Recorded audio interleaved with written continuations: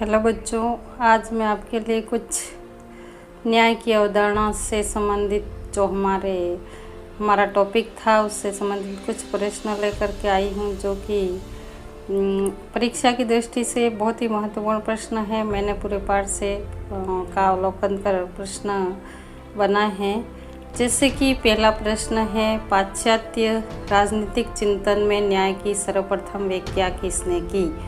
पाश्चात्य राजनीतिक चिंतन में न्याय की सर्वप्रथम व्याख्या किसने की?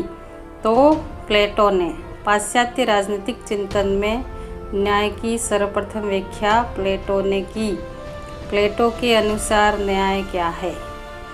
प्लेटो के अनुसार न्याय क्या है? प्रत्येक व्यक्ति द्वारा अपना निर्दिष्ट कार्य करना और दूसरे के कार्यों में अनावश्यक हस्तक्षेप नहीं करना ही न्याय है। प्लेटो के अनुसार न्याय कहता है कि प्रत्येक व्यक्ति द्वारा अपना निर्दिष्ट कार्य करना और दूसरों के कार्यों में अनावश्यक हस्तक्षेप नहीं करना ही न्याय है। प्लेटो ने न्याय सिद्धांत की व्याख्या अपनी किस रचना में की है?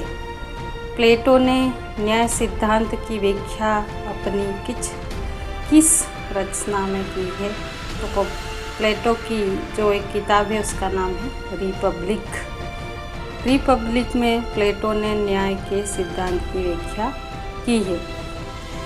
प्लेटो के न्याय के दो रूप कौन कौन से हैं?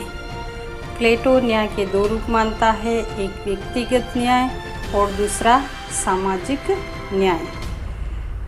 पांचवा प्रश्न है, अरस्तु के न्याय के दो रूप बताइए। अरस्तु के न्याय के दो रूप है, वितरणात्मक न्याय और सुधारात्मक न्याय। अरस्तु के भी न्याय के दो रूप है, वितरणात्मक न्याय और सुधारात्मक न्याय।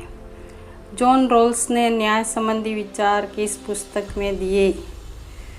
जॉन रॉल्स ने न्याय संबंधी विचार थ्योरी ऑफ जस्टिस में दिए। जॉन रॉल्स की किताब का क्या नाम था? A theory of justice. John Rawls सबकी प्रगति के लिए किस सिद्धांत का प्रतिपादन करते हैं? जॉन रॉल्स सबकी प्रगति के लिए एक अज्ञानता के पर्दे नामक सिद्धांत का प्रतिपादन करते हैं। जॉन रॉल्स के न्याय संबंधी विचार क्या है? जॉन रॉल्स के न्याय संबंधी विचार क्या है? तो रॉल्स क्या कहते हैं? रॉल्स समाज के लिए, जॉन रॉल्स का कहना है कि समाज के लिए सबसे औचित्यपूर्ण न्याय उस सिद्धांत को मानते हैं जिसमें लोग स्वतः अज्ञानता के पर्दे को स्वीकार कर लेते हैं। ऐसी स्थिति में प्रत्येक व्यक्ति का मूलभूत नैतिक शक्तियों से संपन्न नैतिक व्यक्ति होता है।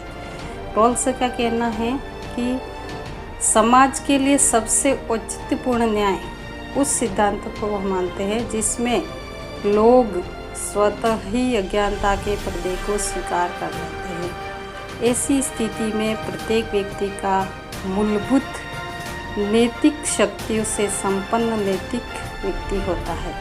रॉल्स का कहना है कि व्यक्ति में सभी प्रकार के न्याय होते हैं।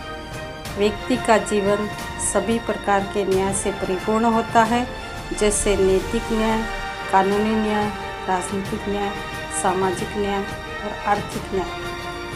पहले परंपरागत जो न्याय का सिद्धांत है उसमें नैतिक न्याय और कानूनी न्याय की बात की गई है, लेकिन जो आधुनिक राजनीतिक न्याय का सिद्धांत है उसमें राजनीतिक न्याय और सामाजिक न्याय और आर्थिक न्याय की भी बात कही गई है। अगला प्रश्न है, जिन राज्यों में न्याय विद्यमान नहीं है वे केवल चोर उचक्कों की खरीद फरोख्त मात्र है। यह परिभाषा किसने दी? जिन राज्यों में न्याय विद्यमान नहीं है वे केवल चोर उचक्कों की खरीद फरोख्त मात्र है। यह किसने कहा? संत ऑगस्टाइन ने। किसने कहा? संत ऑगस्टाइन ने। जिन राज्यों में न्याय विद्यमान नहीं है वहाँ पर वह चोर उचकों की खरीद फरोख्त मात्र है, ऐसा मानना है संत ऑगस्टाइन का। अधिकतम लोगों का अधिकतम सुख को ही न्याय का मूल मंत्र किसने माना है? अधिकतम लोगों का अधिकतम सुख एक उपयोगितावादी सिद्धांत है और उसमें जेरेमी बेंथम का है। यह सिद्धांत जेरेमी बेंथम का है और वो न्याय को अधिकतम लोगों का अधिकतम सुख कहता है। न्याय से आप क्या समझते हैं? न्याय के परंपरागत सिद्धांत की व्याख्या कीजिए। न्याय मानव का आत्मीय गुण है। प्रत्येक मनुष्य द्वारा अपना निर्दिष्ट कार्य करना और दूसरे के कार्य में हस्तक्षेप नहीं करना ही न्याय है। न्याय दो रूप से प्रचलित है। परंपरागत रूप से न्याय की दो अवधारणाएं प्रचलित है, नैतिक न्याय और कानूनी न्याय। और वर्तमान में आधुनिक न्याय में सामाजिक न्याय है, आर्थिक न्याय का भी प्रचलन है। तो नैतिक हम बात करते हैं कि जैसे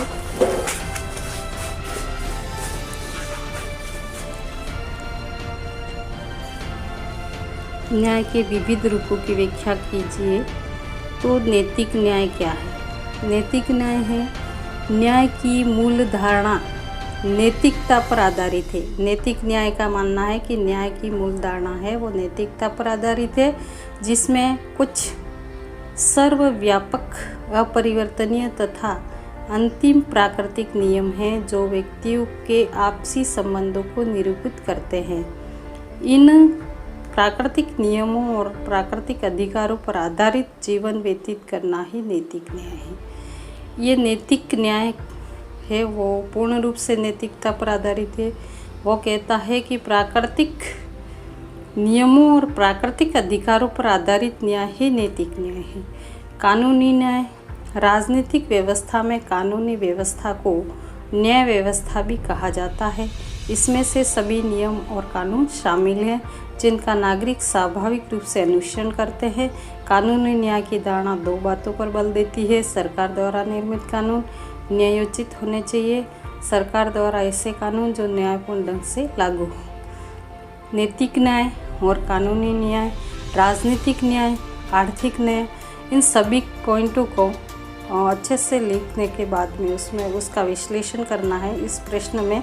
इसलिए मैंने इस बात को बताया है कि जैसे परंपरागत न्याय का वर्णन करने की बात कही गई है, तो ये न्याय के विविध रूपों का भी इसमें विश्लेषण किया है। नैतिक न्याय, कानूनी न्याय, राजनीतिक न्याय एवं आर्थिक न्याय, इसका वर्णन